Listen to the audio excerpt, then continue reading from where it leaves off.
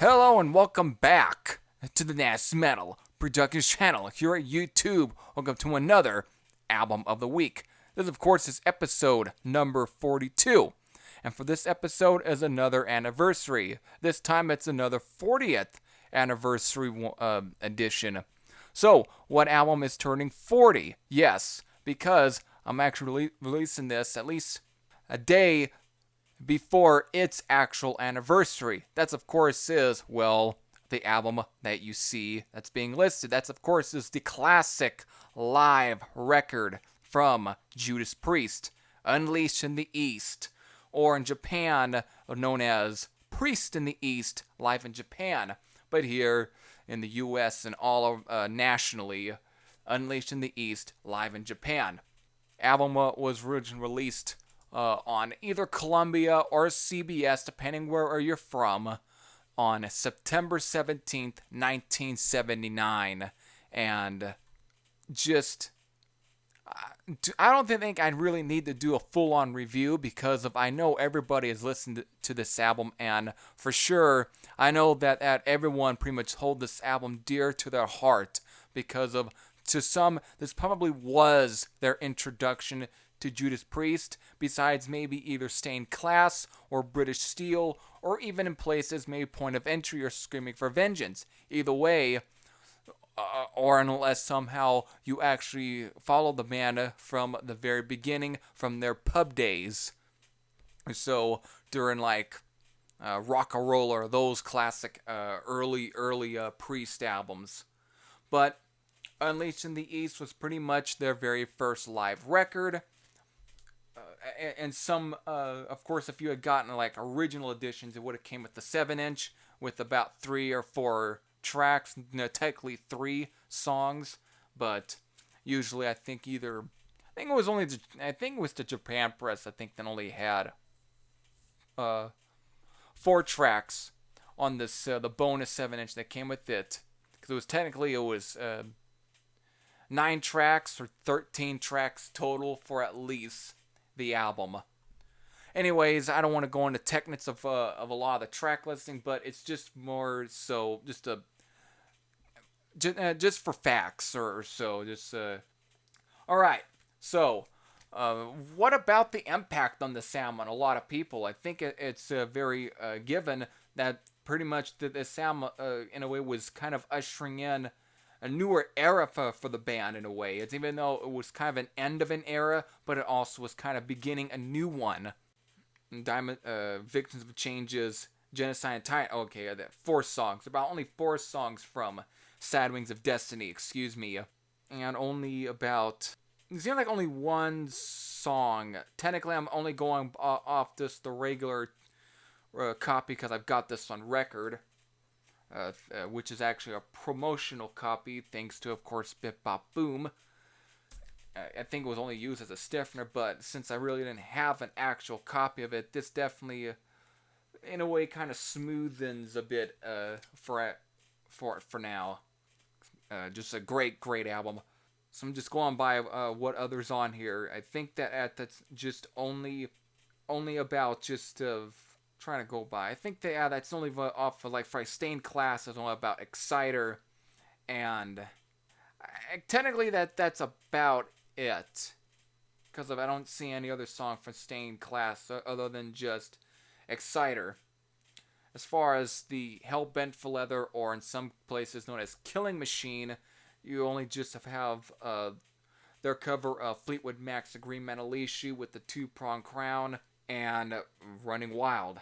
Unless you got either the Japanese pressing known as Priest in the East, or the original UK or US pressings, I think, of Unleashed in the East, you would get a bonus 7-inch, like I think I stated earlier, with about 3 or 4 songs. I think 4 songs would be for the Japanese pressing, which included an extra track for the bonus 7-inch that wasn't on all the other bonus 7-inches that came with the copy of Unleashed in the East, because they couldn't fill up a whole record unless they made it double LP, but they didn't. That would make it about 3 songs off of right? About 3 songs, I believe, for Sin After Sin.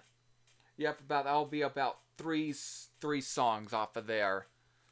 So yeah, it definitely kind of chinced a lot on a lot of the stained class. I know apparently they did once play Beyond the Realms of Death, but there hasn't been any recorded version from it. Supposedly it was recorded. There's a lot of plays, but I don't think I think a lot of people confused the the live version of Beyond the Realms of Death that appeared on some of the subsequent 12-inch singles for some of the songs is not the actual version that was recorded in Japan. So who knows? So really, it's kind of up to debate whether or not the song was actually recorded live. It's been said the song was recorded live for Unleashed in the East. However, the tape ran out because of a lot of bands back then recorded on a soundboard. They used a lot of sound. They used a soundboard basically to record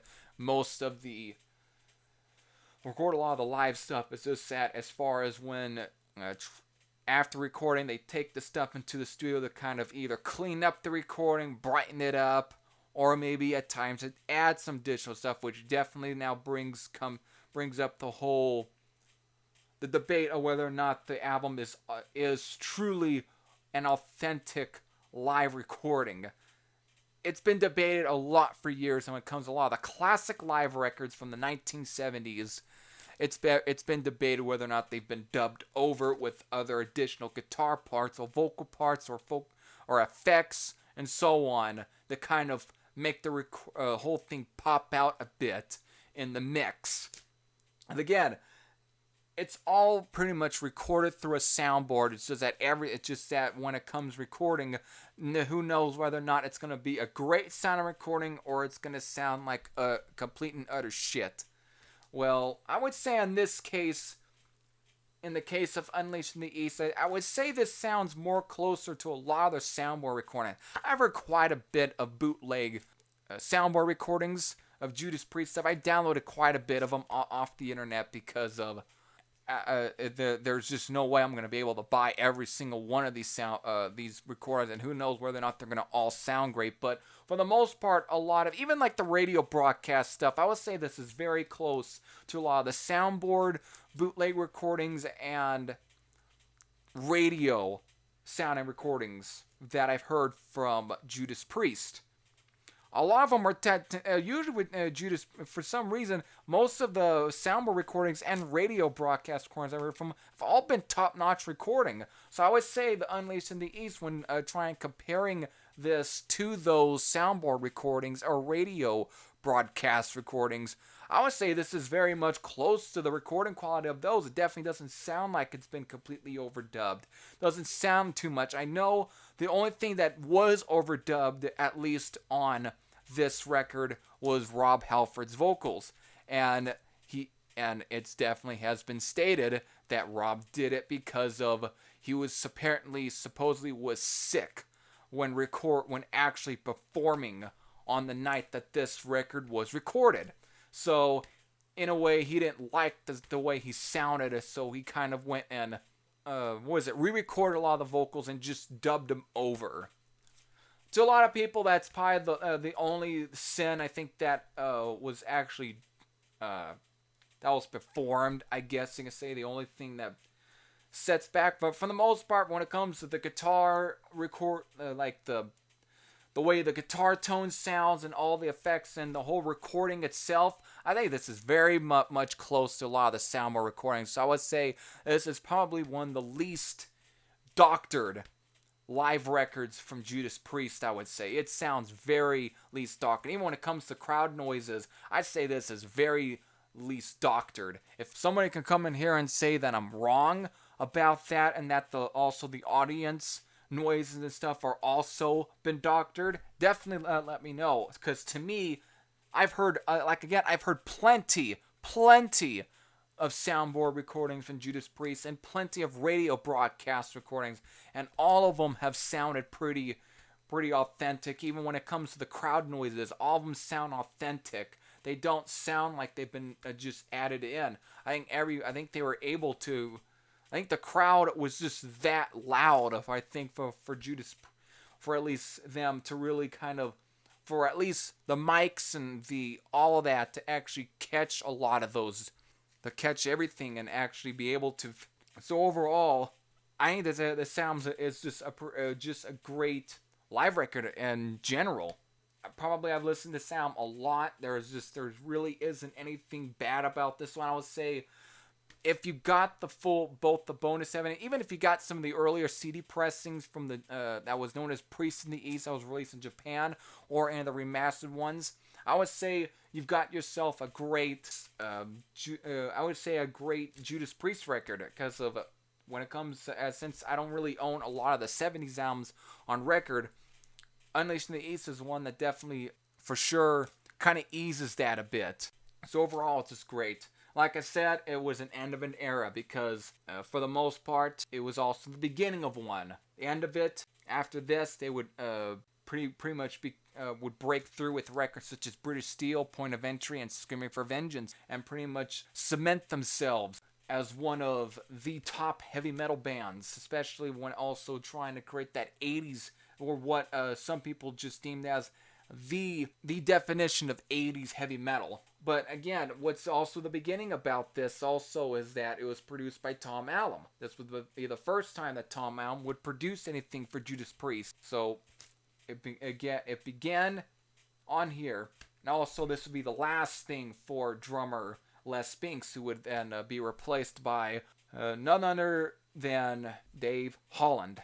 So with that, classic album, again, turning 40 this Tuesday. I hope you go back and pull this record out again in celebration of definitely one of the most classic Priest records of all time, and also one of the best live albums of all time. So with that, I hope you all enjoyed. And until then, this is Jeffrey Thrasher Sam out, and I'll see you all later. Take care.